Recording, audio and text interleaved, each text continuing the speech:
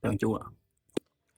Ừm, ừm, Ba sẽ đây món nào này nhằm chua qua đây này vào nguồn tình nào chui kia này vào kia thế ở dương miền phú dương miền bảy cua dương miền xoài dương miền đang bài chu tà lằng tăng plei tê lằng tăng này nguồn anh đi plei khlam sẽ cái này plei khlam này anh hơi có plei cút đấy trong hai là có plei cút ở plei này nó plei sẽ này thì putri plei putri giờ đi hai plei sẽ nguồn nè tôi nhẹ đấy cái này đi plei cả tốt đấy này score đây đây là hộp này sao mà phải này đậm bờ kia bây giờ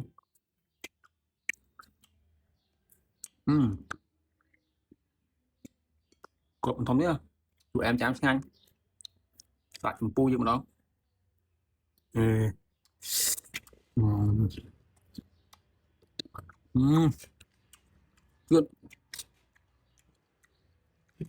Wow lại đâu mà lại khăn phải cuốn này rồi giỏi chuyện trời giờ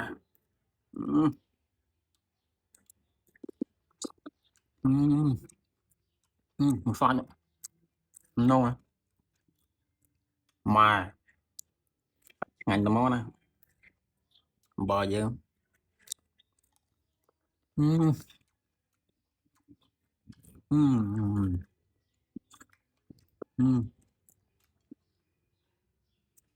Ừm.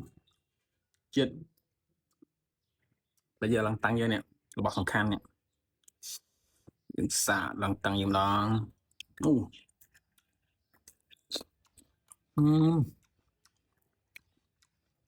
hốt lần sờ lom hốt lần sói mà con lần tăng đánh chú nữa là tục trang mà chui em nó em chui xây chui chui từ nói trang chui à Ừm. Ừm. Ừm. Chồng đó Ừm. Ừm. Xả xoài mà nó hàng phần năm mấy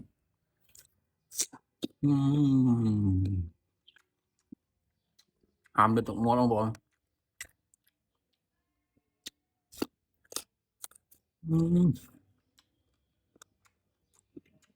trước em frame mà sạp lại nữa mà bạn phải pass in score một chút đó mình phải chỉ replay tốt play bắt quá mình play thuốc bạn đấy sạp sạp chơi chú giờ hố này ít promo này phải xây giờ score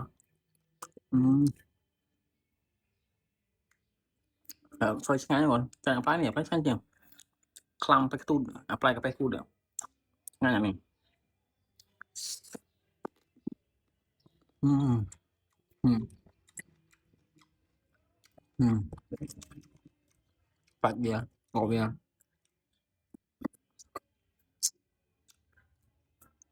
em frame rồi chỉ muốn làm bao nhiêu mà nè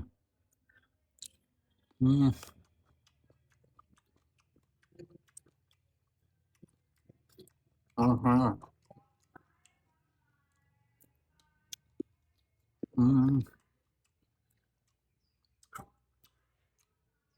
ha chú anh chuyện bởi em đây clip em